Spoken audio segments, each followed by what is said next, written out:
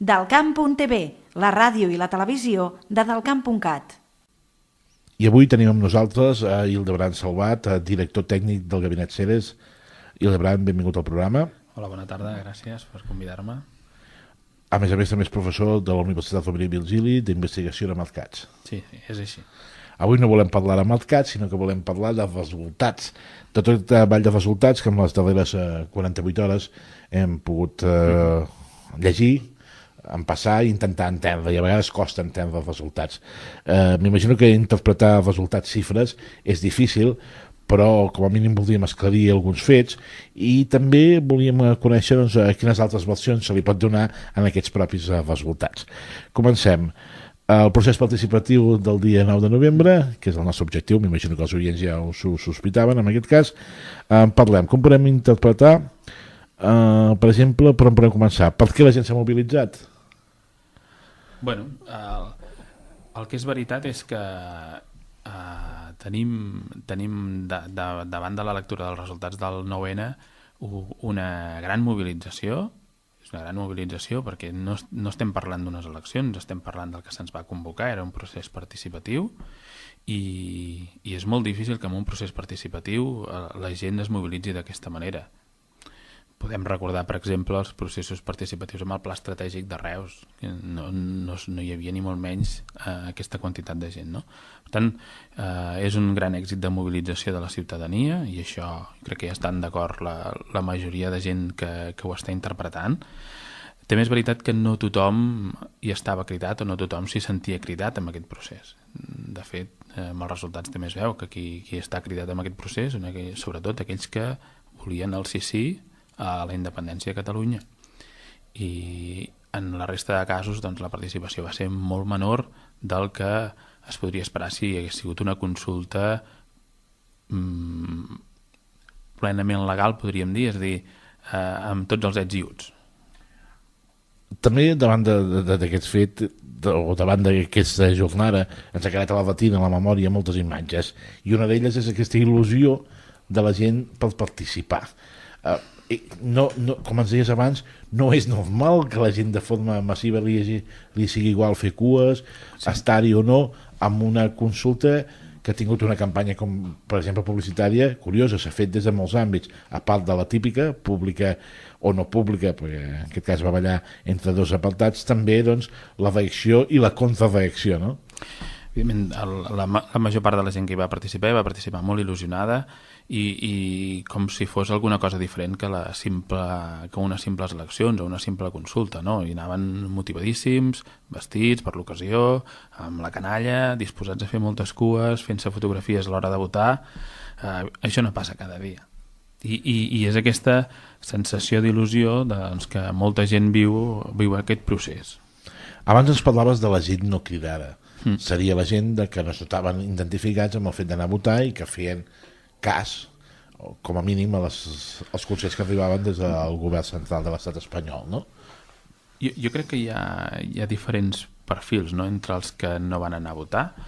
Per una banda, n'hi ha, i a la xarxa i es pot sentir també, gent que no va estar d'acord en el canvi d'una consulta plenament acceptada i que convoqués el sí i el convoqués el no, i hi havia gent d'aquest perfil i que hauria pogut votar qualsevol cosa però que no estava d'acord amb aquest canvi, i després tota la gent que d'una forma o una altra no pensa que el camí de la independència sigui el camí i que per tant no estava en desacord amb el procés en si, estava d'acord en el que les proclames dels seus partits havien fet o fins i tot estava en desacord en el procés i segurament també n'hi ha de diferents perfils polítics entre aquests, no?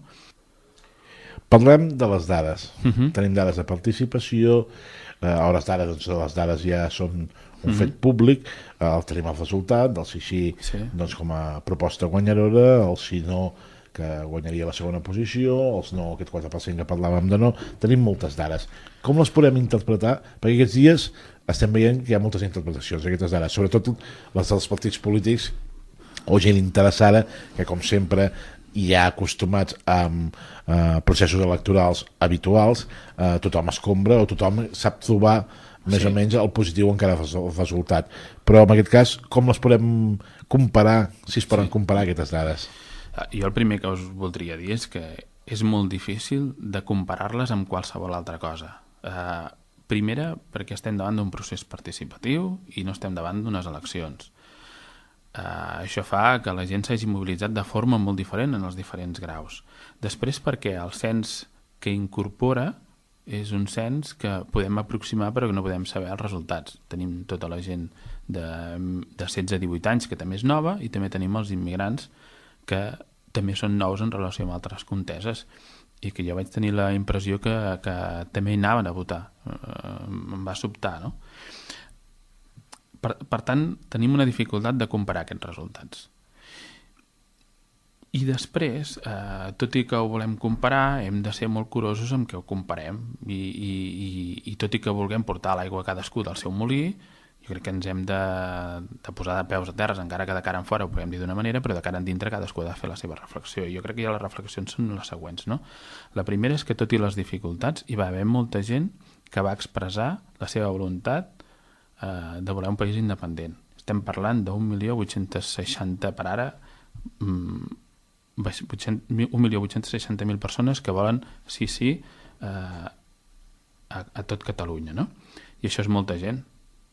Si és suficient o quin percentatge és i com es trobaríem davant d'una contesa electoral no ho sabem, però això és molta gent. És molta gent que ha expressat la seva opinió davant d'un aspecte molt concret de la nostra realitat. I després, jo crec que aquest percentatge, aquest volum de gent també s'ha de posar en consideració amb la resta de la gent, que no sabem què volen, però que estan allí. Doncs algú que digui, no, és que aquest 1.800.000 persones són suficients per declarar la independència, doncs ens podem trobar el cas que davant d'una consulta real surti molta més gent al carrer del no del que es poden esperar. I no continuem sense saber, el que et comentava abans. Per tant, molta gent sí, però suficient jo no ho tindria del tot clar. I també volia comentar el fet de que hi ha un factor que fa pensar que és una sorpresa, que hi ha hagut molta gent, hi ha molta gent que parla de que són molts, que hem arribat hem superat dels 2 milions i que això, per tant, ja és un èxit. Però clar, si venim de les dades que, per exemple, a la Via Catalana es parlava d'1,5 milió de persones, que a la V baixa hi havia 1.800.000 persones, alguna cosa falla en aquells números o en els que tenim, si ara només tenim 1.860.000 persones que volen que sí a la independència, perquè està clar que és molt més fàcil anar a votar que anar a Barcelona a fer la B o passar tota la tarda anar a Barcelona a fer la B o anar tota la tarda a fer la Via Catalana, gent de Barcelona que va anar fins a les Terres de l'Ebre, no? També podríem comparar que potser la gent que hi havia a la Via Catalana era gent que després han votat les altres opcions, perquè sí que volien votar.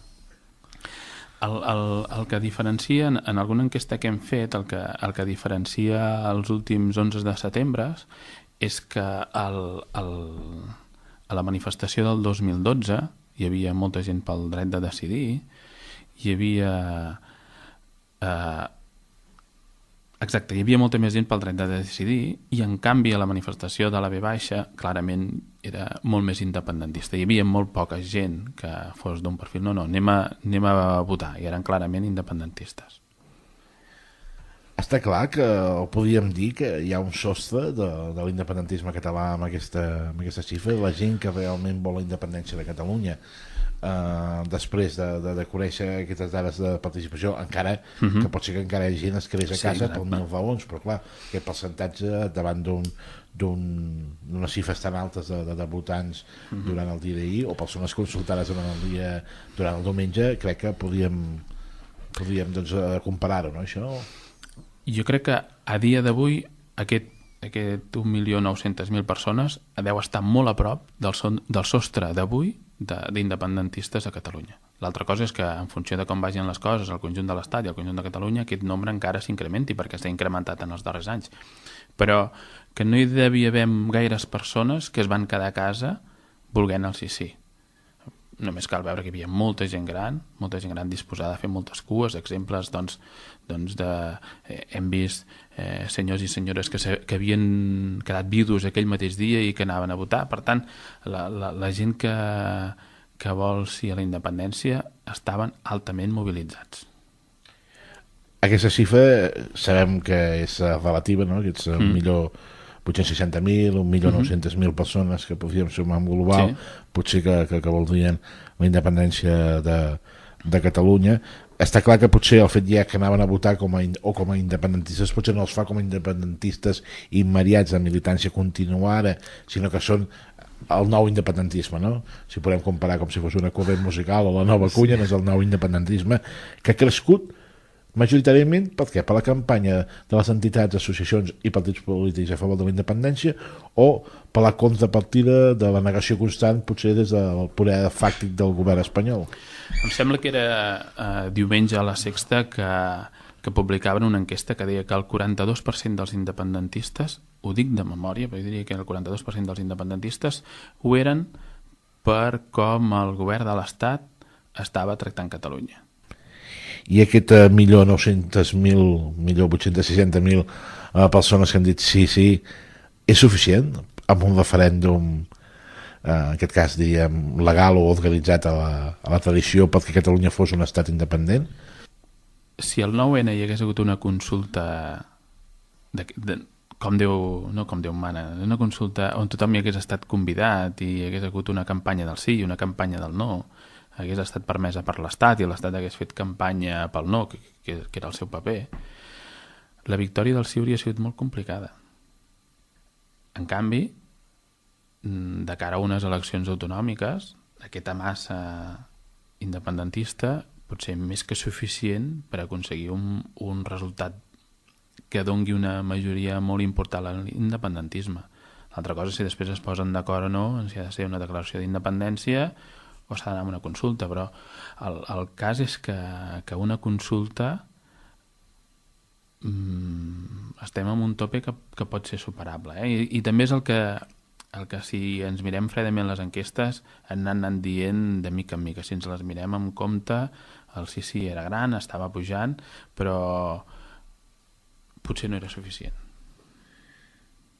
Doncs en aquest cas clar, no podem comparar dades, fins i tot les mateixes dades de participació, perquè aquests dies que hem vist comparacions municipals, autonòmiques, amb europees, però clar, ni és el mateix cens, ni es juga amb les mateixes cartes, encara que el procés és vàlid també el que va passar.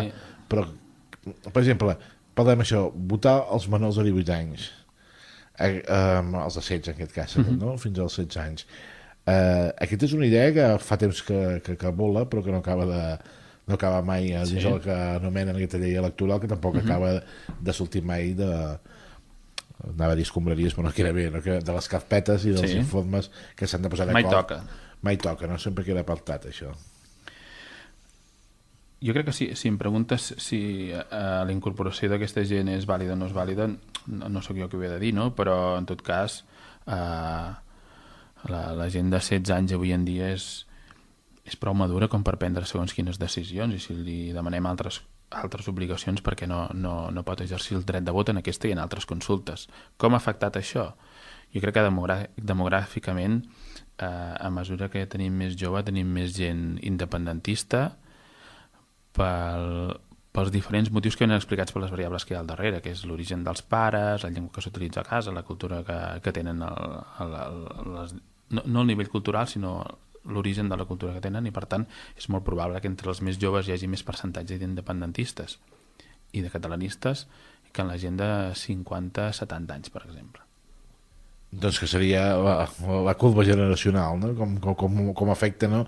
A les diverses generacions el pensament. Hi ha uns que venen d'uns records que afectaran el seu pensament i uns altres que a més, en aquest cas es notaven partíceps d'un projecte, no? Bueno, hi ha una altra cosa que és important, que és que una de les variables que més diferencien, no que sigui l'única, però una de les que més diferencia entre el posicionament independentista i no independentista és el propi origen de la persona, tant si és nascut a Catalunya o si no és nascut a Catalunya, i l'origen dels pares, si són els pares nascuts a Catalunya o no nascuts a Catalunya. I clar, amb això hem de pensar que la composició sociodemogràfica del nostre país és que hi ha una immigració molt important a partir dels anys 60 procedent de la resta d'Espanya, i aquest és un gran segment no independentista, tot i que hi hagi no siguin unes parets molt fortes, però sí que és una variable important a l'hora de definir un posicionament o l'altre. I per tant, entre els joves hi ha menys origen de fora de l'Estat que entre la gent de mitjana edat o la gent més gran. Jo crec que ens ha de servir a cadascú per estar satisfet, perquè tothom està satisfet, com sempre passa amb les eleccions, amb els resultats que hi ha, uns s'agafaran en una banda i els altres en l'altra, però sobretot cadascú ha de reflexionar si aquestes dades les ha de posar en la part més contrària en el que ell pensa per fer una bona radiografia. És a dir, 1.800.000, jo soc independentista, 1.800.000, és molt o poc? Home, doncs és molt, però també has de pensar si serà suficient o no suficient el dia que sigui el dia de la veritat. I el mateix passa pels que no siguin independentistes. Ostres, hi va haver molta gent que no va anar a votar. Això vol dir que són tots aquests? Doncs no ho sé, algú els haurà de mobilitzar el dia de la veritat. Tant queda tot continua estant tot obert. Continua estant obert. Doncs, Hildebrand Salvat, moltes gràcies per acompanyar-nos aquí en el programa, per parlar i poder parlar de com manejar aquestes dades i també doncs, per intentar entendre com va funcionar aquest procés i el perquè d'aquests resultats. Agraïm moltíssim la seva visita. Moltes gràcies a vosaltres també. I fins la propera. Gràcies. Bona tarda. Delcamp.tv, la ràdio i la televisió de Delcamp.cat.